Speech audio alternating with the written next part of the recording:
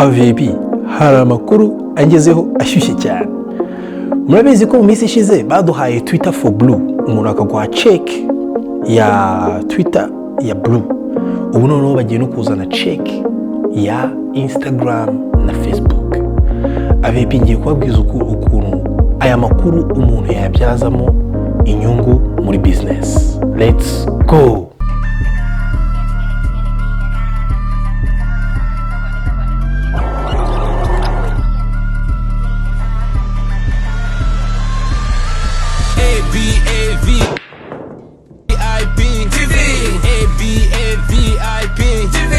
Turn your dreams to reality. Think different. Leave a legacy. Yes you can. Yes you can. Yes you can. Yes you can. If you see it, you can have it in your pocket. Abavip TV. Abavip TV. Now coach guy, yeah. Hey Abavip, urumva rero nezerewe kongera kandi kugaruka imbere yayo.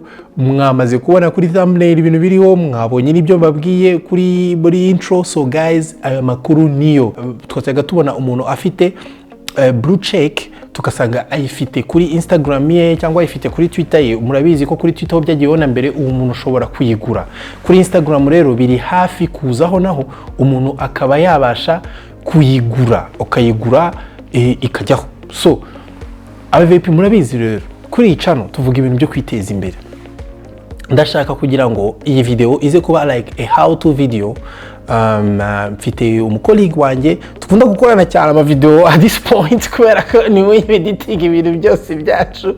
So araza kwita abaye ka how to, kuko ngendaza kubikora muri telefone yanjye ariko namwe aze kubaha how to. So first things first, ugomba kuba muri iki kinyejana ushaka gukora business online, ugomba kuba ufite Facebook Meta.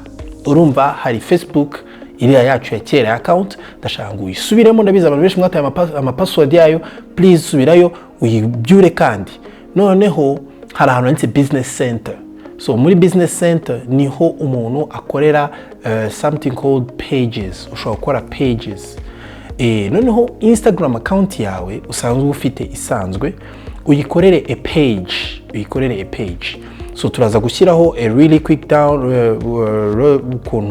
ukuntu bigenda on the screen, ukuntu ujya muri Facebook account yawe ukajya kuri pages, creating a page, hamukayihuza neza na Instagram yawe. So numara kubihuza na Instagram yawe, uze kuri Instagram app yawe, ukande hari uturongo dutatu turi hejuru, hamujye muri settings, hamujye muri settings, uraza kubona ahandi hantu handitse account. Umanuke muri account ujya ahantu yiswa switch account type. So kuba ufite Instagram, first of all ugomba kuba ufite a professional Instagram account. Apana Instagram isanzwe, professional Instagram account cyangwa a business Instagram account. Kuba uri mu VIP ugomba kwita ubikora. So you go there, switch, uhita kuri business cyangwa ushyire kuri professional bitewe n'icyo ukora. Nimba ukora ikintu kiri professional, abantu bakwa-approachinga kugira ngo bakuvugishe ujye kuri professional. Hama nimba ukora business, uswitching kuri business. So numara guswitchinga gutyo, urahita ubona Instagram yawe irahinduka. Irahita izana analytics, izane ahantu henshi, izane utuntu dutatu twama message, everything. It's going to be a new whole Instagram. Rizayikwereka niyo na postinze ahantu bijya. So numara kubikora gutyo, uraza kuba usetinze kind of like a business. You can run ads. Ibyo bintu n'ibintu tuzakora muri video y'ubutaha, ariko uraza kuba ushizeho uburyo ushobora no kuruninga ama ads kuri account yawe. Ushobora kufata product yawe ukayishyira kuri Instagram, ukayiruninga ama ads, abantu bose muri Kigali bakayibona just like that.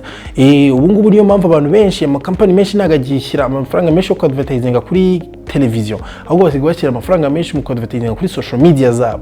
So once you are done with those two steps, icyambere no kujya kuri Facebook ukayigira neza, ukajya muri business center, ukasettinga up your pages, hamundi ukaza kuri Instagram, ugafata page kuri Facebook, ukayilinkinga hamwe ni ya Instagram. Ubwo uraza kuba ufite Instagram page ushobora kuraningaho ama ads ku buryo abantu bose bashaka kuyabona. By the way, ama ads amwe namwe arahendutse, ari ama ads njya naraninga jewe kuri local businesses zanjye nkora $12 a day, ibihumbi 12 ku munsi, ugasanga abantu 20,000 babonye ad yanjye. Kandi mu 20,000 sinjya mburamo nk'abakiriya nk'ijana bambaza ati se bimeze bite, watufashije gutya cyangwa se turashaka kugura iki. So it kind of works, birakora cyane kandi ni ibintu bi effective. So after you have set that up, nzaba sohorera noneho indi video nimuza kuyinsaba of course, cyangwa nimumva mutekeneye mumbwire, nta kibazo namwe muzabyirere mu makuru. Igihe bazaba baduhaye noneho kuba twashyiraho blue checks kuri Instagram zacu, kugira ngo kubera ko muri iyi minsi abantu basigara baskama ari benshi, ushobora gukora business yawe yamara kuba successful, umuntu akaza akayiyitirira agatangira kuzajya twara abakiriya bawe kubera ko yafasha akantu gatoya gusa mu izina ryawe agahinduramo leta imwe gusa, abantu b'amakiriya babasha kubitandukanya. Ariko wabashije kugura blue check, ibyo bintu byose bya security biba bivuye babigiye ku murongo, nta muntu ushobora kuza ngabikore. So iyo ngiyo nayo nzahita nyisohora mu gihe blue check ya Instagram iba available muri Africa, iba available hano mu Rwanda, n'abandi bantu bose bashaka kuyikoresha. Immediately I will release I make that video mbereke n'ukuntu mushobora kuyigura, hama mpite tuyigura. Ariko rero bonus points, urabona ko mu bisi navuze kuri cyane kuri Facebook na Instagram as business apps, ariko ndashaka kugira ngo bonus point akandi kantu ko noneho kageze hano ni ukugura Twitter for Blue. Of course your business igomba kuba ifite Twitter account, kuko hari igihe cyinshi ushaka gucommunicatinga n'abakiriya bawe, cyangwa uri umu professional ushaka gucommunicatinga n'abafana bawe, ariko ukabura ukuntu ubabwira directly. So ikintu cyiza gikomeye kandi kiri official abantu bamaze kwemera mu mutwe wawe nuko Twitter ikintu cyose bashyizeho kiba kiri official. So the thing you're going to do is kujya kuri Twitter ukagura Twitter for Blue.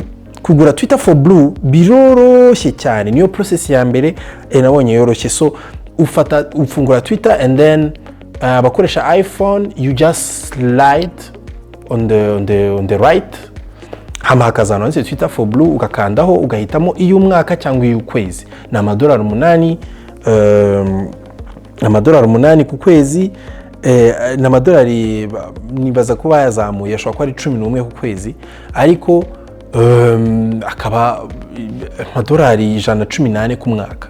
So urumva uhita uyishyura, hama akahitazaho Twitter for Blue. Icyo gihe bivuze ngo nta muntu wakwiyitirira kuri Twitter, aba ari wowe nyine. Hanyuma ikindi bakakubaha n'amavantage mu kuraninga ama ads mu gihe ufite Twitter for Blue kurusha umuntu udafite Twitter for Blue. So ni byiza ko uri mu VIP ukahita ugenda nawe, nimba ufite business, nimba ufite ikintu uri mu professional ushaka kugira ngo utangire gusenga abantu, utangire ku DMing abantu unafite Twitter check, right? So VIP nicyo nashaka kubabwira. Ariko nimba mu by'ukuri bumva nta mpamvu zo kubikora kubera ko nta business uratangira, nawe nta mpamvu zo kubikora kuzya muri all this pain, wakomeza ukikoreshereza Twitter yawe, ugakomeza ukikoreshereza Instagram yawe gusa. This was a quick update ku bantu bashaka gukora business online kuri social media. Kuba ufite check muri iyi minsi ni ikintu cyiza cyane. So aba VIP ndabakunda cyane. That was a very quick update. Muze kubisharinga n'abandi, munambwire muri comments what you think I should tell you next kubijyanye n'ibintu bya technology n'ibindi bintu byose bitandukanye. So Abavip ndabakunda cyane. God bless you. See you next time.